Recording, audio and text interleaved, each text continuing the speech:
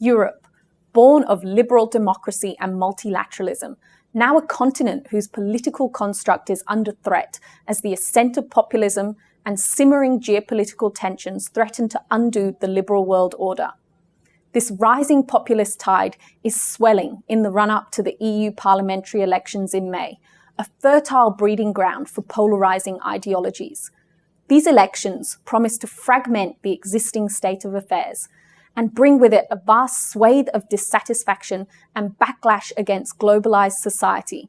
All this in the context of anemic Eurozone growth and the futile efforts of central banks hitting their heads against the law of diminishing returns in terms of policy stimulus.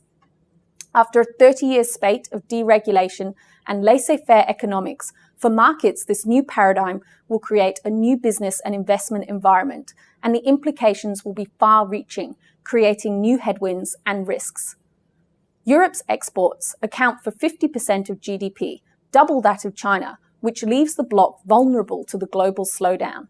Combine the growing populist stance with an already wilting economy, unable to stimulate growth and employment after 2.6 trillion euros of stimulus, and the recipe is change. A push towards radical fiscal expansion to stimulate demand under the guise of modern monetary theory, for better or worse, is gaining traction.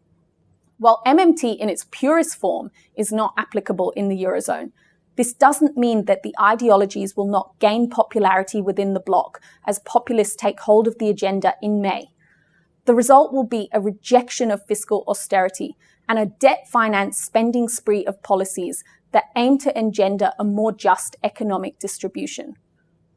Although the motivations are less pure, for politicians this is a smokescreen for pushing a popular political agenda and debt monetization, alongside increased government and policy interference. The stage may be set for MMT advocates to thrive, but history tells us debasing currencies and spending on steroids ultimately ends in tears and risks debauching the monetary system as we know it.